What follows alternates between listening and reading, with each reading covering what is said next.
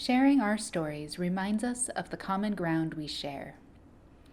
The aim of the Salina Storytelling Project is to strengthen our community's literacy and social-emotional growth through listening, discussion, and reading. We do this by using literacy techniques that amplify the stories of people who live in Salina, Kansas.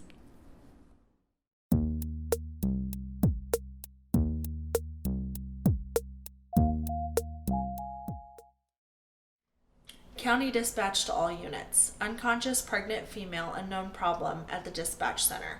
Nearest available units, please be en route.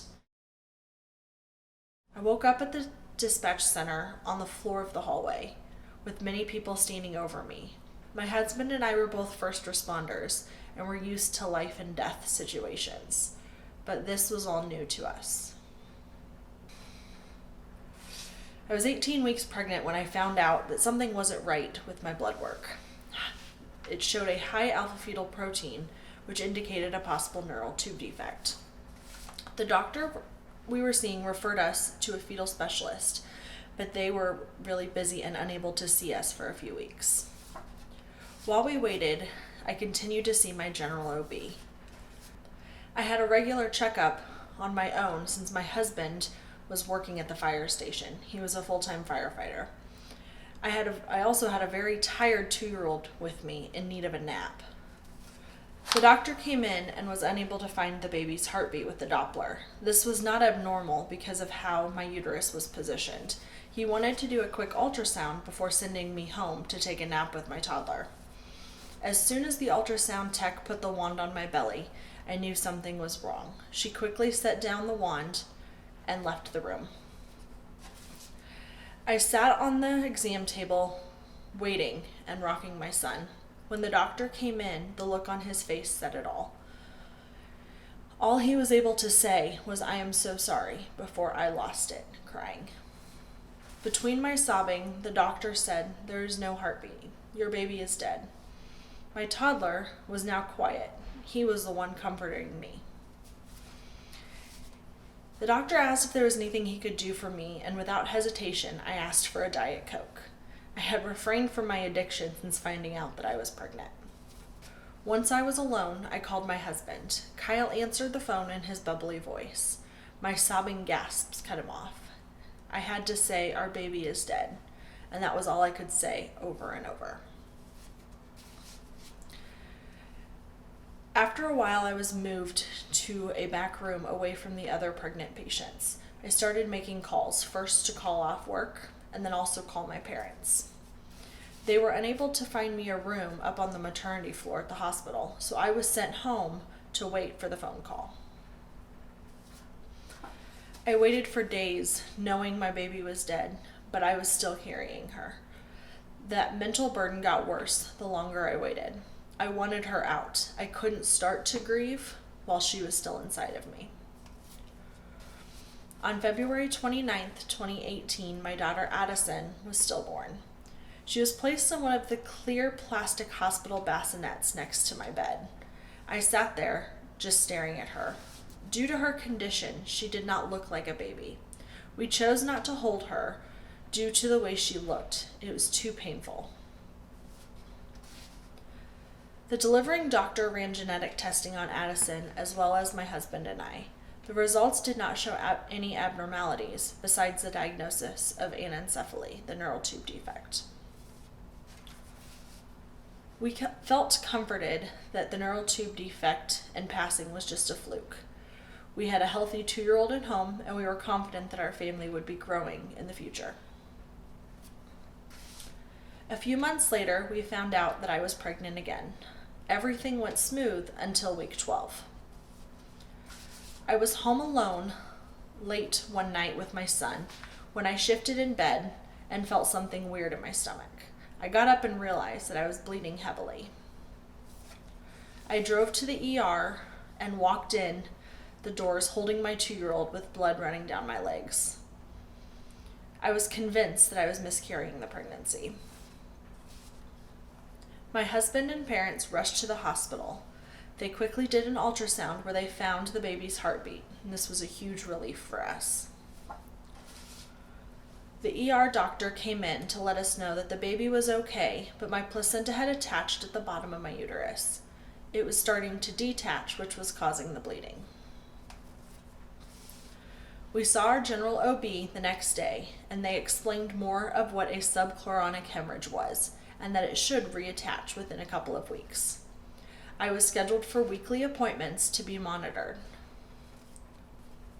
I continued to bleed, and at my 23rd week of pregnancy, plans were made that once I hit 24 weeks, I would be admitted to the hospital until I delivered. The Friday before I was admitted, on Monday, I woke up feeling off. I had to take a certification class at my dispatch center, and so I headed into work. I got 30 minutes into class before I got really sick. I remember running out of the room trying to make it to the bathroom. Next thing I know, I was waking up on the floor in the hallway with everyone standing over me. I was taken by ambulance to the closest hospital and directly onto the maternity floor. I had been fighting severe anemia due to the blood loss over the past 12 weeks, so it was no surprise that I had passed out. The baby's heartbeat was still strong, so I was kept for observation. I last heard the baby's heartbeat at 8 p.m. before going to bed that night. My mom stayed with me so that my husband could go home with our son. I woke up around 4 a.m. with some mild stomach pain. The nurse checked on everything and told me it was okay and to try to sleep some more. At 7 a.m., I was still in pain, so my mom and the nurse suggested that we get up and take a short walk. They were guessing that I was having constipation and a walk would help. We got down the hallway when I felt a sudden sharp pain and warm fluid running down my legs. A few close nurses helped me back to my room and back into my bed. The resident doctor came in shortly and was unable to find the heartbeat with the Doppler. The nurse tried next and was also unable to find the heartbeat. My mom called my husband at this point to tell him to get to the hospital. Next, the ultrasound tech arrived, and I had a moment of deja vu. He put the wand on my stomach and quickly left the room. The nurse came in and was unable to make eye contact with me. Before she could say anything, I said, "I know there is no heartbeat." My mom stood next to my bed speechless and unsure how to comfort me. Maybe I was in shock, maybe it was happening for the second time, but I wasn't feeling any emotions in that moment. The staff checked on me and I was close to being fully dilated and ready to deliver. They explained to me that I had had a full placental abruption, where the placenta had completely pulled off of my uterus. There was no way to prove that the walk is what had caused that, but I was left wondering. A few hours later, I delivered my son, Quinn. My husband and I couldn't just dismiss this baby like I felt we had 7 months earlier. Losing 2 babies in 1 year was just too difficult, and I couldn't let him go. I was able to spend hours with him, taking pictures and doing imprints of his hands and feet to take home. Soon after getting home from the hospital, a high school friend of mine announced her pregnancy on social media. Along with all of her pictures, she said, "We waited until you were safe to share you with the world." The general custom is to wait until after the first trimester to announce the pregnancy, but I was reading this shortly after losing 2 babies late in the second trimester. I wanted to tell her and everyone else, you do not get it. The baby is never safe. Scrolling through Facebook got very difficult for me. I felt like everyone around me was getting pregnant. I knew I should be happy for each couple I saw, but I felt a lot of resentment and anger towards those people that didn't do anything wrong. I judged people internally because I didn't believe that they were ready to be parents for many reasons. I had thoughts like, why do they get to have their children when they cannot provide the best life for them, but I don't get to have mine? Statistics do not lie when it comes to how a marriage is affected by loss. 50% of marriages end in divorce after the loss of one child.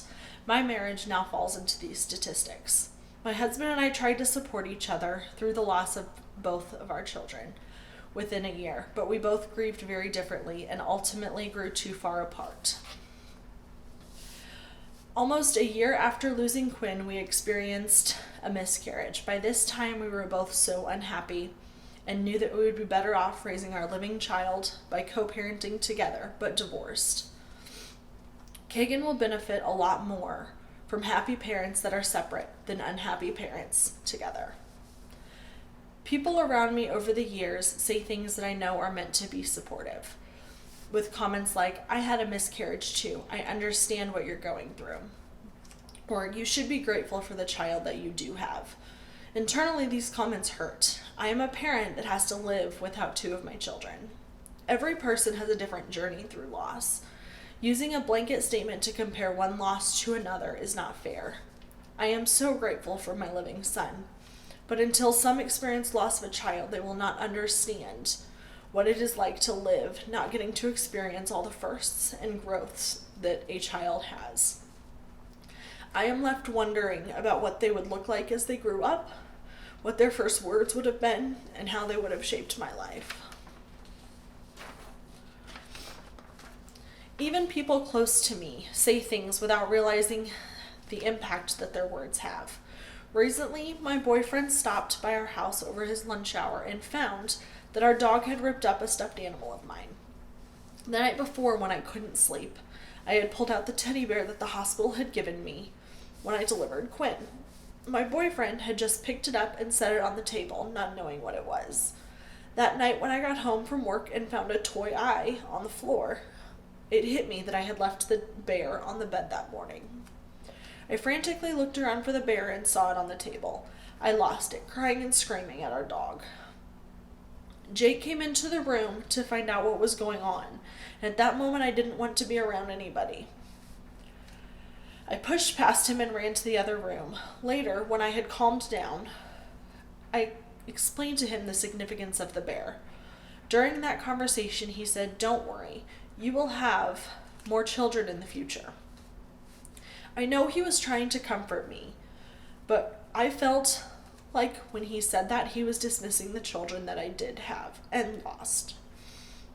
I explained this to him, and without experiencing that loss, he didn't realize how that comment hurt. This year, I am celebrating Addison and Quinn's 3rd birthdays. Over time, the little things that trigger emotions with grief have gotten easier, but they will never go away. Grief over a loss is a journey that is unique to each individual, but never has an ending. There will always be little things that remind you of the loss, and how you respond to those emotions of grief changes over time. So many feelings come after a loss. I personally felt guilt, blame, and anger for not having answers, as well as many more. 1 in 4 women will experience infertility, miscarriage, stillbirth, or infant loss. I am 1 in 4. Loss like this is not discussed because society is uncomfortable with the topic, but I want to bring light to this topic because it is so common. I love telling my story, and I love saying their names. I want others to know it's okay to talk about things like this. I know that I felt alone after my losses. Others who are 1 in 4 need to know they are not alone.